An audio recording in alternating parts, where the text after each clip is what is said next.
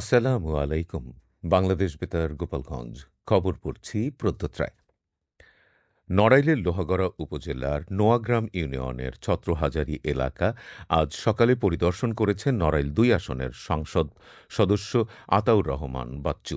পরিদর্শনকালে তিনি ছত্রহাজারী এলাকার সমস্যা নিয়ে সাধারণ মানুষের সাথে কথা বলেন। এ সময় সংসদ সদস্য আতাউর রহমান বাচ্চু বলেন, রাস্তাঘাট নির্মাণে দ্রুত কার্যকরী ব্যবস্থা নেওয়া হবে। তিনি বলেন, বর্তমান সরকার সাধারণ মানুষের সমস্যা সমাধানে নানা পরিকল্পনা নিয়েছে। উন্নয়ন কাজ শুরু হয়েছে, জনগণের জীবনযাপন সহজ করতে কাজ চলছে। মাদক ও সন্ত্রাস প্রতিরোধে সকলের সহযোগিতা কামনা করেন তিনি। বাংলাদেশ জামায়াতে ইসলামী জেলা কর্মপরিষদ সদস্য মাওলানা আলমগীর হোসাইন, নড়াইল জেলা কর্মপরিষদ সদস্য মোহাম্মদ জামিরুল হক টুটুল, মোহাম্মদ ইমরান হোসাইন সহ দলীয় নেতা কর্মী ও বিভিন্ন শ্রেণী পেশার মানুষ এ সময় উপস্থিত ছিলেন। সমাজ থেকে মাদক নির্মূলে পরিবারের অভিভাবকদের আরও সক্রিয় হওয়ার আহ্বান জানিয়েছেন গোপালগঞ্জ ৩ আসনের সংসদ সদস্য ও কেন্দ্রীয় স্বেচ্ছাসেবক দলের সভাপতি এস এম জিলানী। গতকাল দুপুরে টুঙ্গিপাড়া পৌর মাল্টিপারপাস সুপারমার্কেটে গোপালগঞ্জ জেলা ওলামা দলের আয়োজনে মাদকমুক্ত সমাজ গড়তে ইমাম মুয়াজ্জিনদের ভূমিকা শীর্ষক আলোচনা সভায় প্রধান অতিথির বক্তব্যে তিনি এ আহ্বান জানান। তিনি বলেন, কোনো একক ব্যক্তি বা পুলিশের পক্ষে সমাজ থেকে পুরোপুরি মাদক নির্মূল করা সম্ভব নয়, তবে প্রতিটি পরিবারের অভিভাবক উদ্যোগ নিলে মাদক নিয়ন্ত্রণ করা সম্ভব। তিনি প্রতি শুক্রবার নামাজের আগে মাদকের ভয়াবহতা নিয়ে ইমাম মুয়াজ্জিনদের বয়ান দেওয়ার আহ্বান জানান।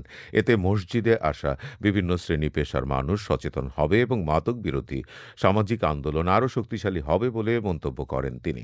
সভায় জেলা ওলামা দল ও স্থানীয় বিএনপির নেতারা উপস্থিত ছিলেন। ফরিদপুরে বাংলাদেশ শিক্ষা প্রতিষ্ঠান কর্মচারী ঐক্য ফেডারেশন জেলা শাখার ত্রিবার্ষিক সম্মেলন অনুষ্ঠিত হয়েছে। গতকাল বেলা ১১টায় সদর উপজেলা হলরুমে এ সম্মেলনের আয়োজন করা হয়। ফরিদপুর ৪ আসনের সংসদ সদস্য মোহাম্মদ শহীদুল ইসলাম বাবুল এতে প্রধান অতিথি হিসেবে উপস্থিত ছিলেন। ফেডারেশনের জেলা শাখার সভাপতি মোহাম্মদ জহুরুল ইসলাম পলাশের সভাপতিত্বে সম্মেলনে প্রধান বক্তা ছিলেন শিক্ষা প্রতিষ্ঠান কর্মচারী জাতীয় ঐক্য পরিষদের প্রধান সমন্বয়ক ও শিক্ষক কর্মচারী অবসর সুবিধা বোর্ডের সদস্য আলহাজ মোহাম্মদ আজিজুল হক রাজা। সম্মেলনে বক্তারা বেসরকারি উচ্চ বিদ্যালয় ও মাদ্রাসার শিক্ষক কর্মচারীদের সরকারিকরণের দাবি জানান।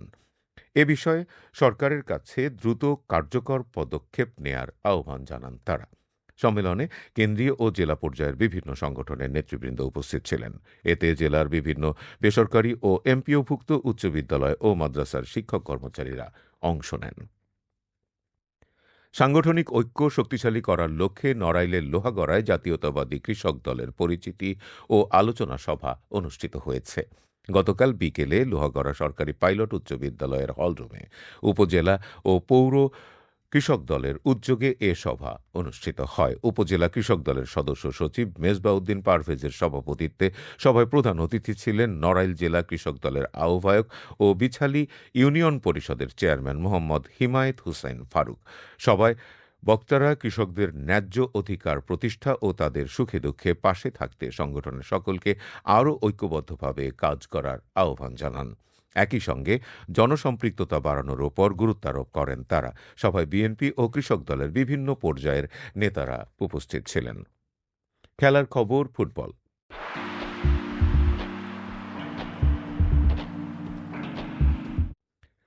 মাদারীপুর সদর উপজেলার ছিলারচর ইউনিয়নের চর লক্ষ্মীপুর সরকারি প্রাথমিক বিদ্যালয় মাঠে যুব সমাজের উদ্যোগে গতকাল ফুটবল টুর্নামেন্ট অনুষ্ঠিত হয়েছে। ফুটবল খেলায় সাব্বির একাদশ ও নিশাত একাদশ নির্ধারিত সময়ে উভয় পক্ষ ২-২ গোলে সমতায় থাকায় ম্যাচের ফলাফল নির্ধারণী টাই ব্রেকার অনুষ্ঠিত হয়। টাই ব্রেকারে সাব্বির একাদশ ৩-২ গোলে নিশাত একাদশকে পরাজিত করে জয়লাভ করে। খেলা দেখতে নারী পুরুষ সহ বিপুল সংখ্যক দর্শক উপস্থিত ছিল। উৎসবমুখর পরিবেশে দর্শকরা ফুটবল খেলা উপভোগ করেন। খেলা শেষে উভয় দলের খেলোয়াড়দের মাঝে পুরস্কার বিতরণ করা হয়। এদিকে ফরিদপুরের শহীদ সুফি জিনিক ফুটবল টুর্নামেন্টের ফাইনাল খেলা অনুষ্ঠিত হয়েছে। গতকাল বিকেলে শহরের অম্বিকা ময়দানে অনুষ্ঠিত ফাইনালে উদয়ন ক্লাব টাই ব্রেকারে ১-০ গোলে দুরন্ত বয়েজকে হারিয়ে জয়লাভ করে। খেলার শুরু থেকেই দুই দলের মধ্যে ছিল তুমুল প্রতিদ্বন্দ্বিতা। নির্ধারিত সময়ে কোনো দল গোল করতে না পারায় ম্যাচ গড়ায় টাই ব্রেকারে। সেখানে ১-০ ব্যবধানে জয় পায় উদয়ন ক্লাব।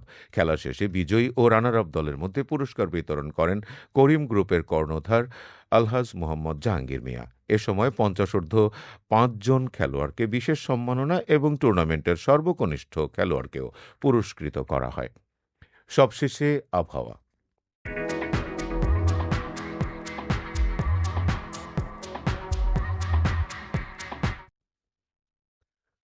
আজ বেলা ১টা পর্যন্ত আবহাওয়ার পূর্বাভাসে বলা হয়েছে দেশের অভ্যন্তরীণ নদীবন্দরসমূহের জন্য কোনো সতর্কবার্তা নেই এবং কোনো সংকেতও দেখাতে হবে না।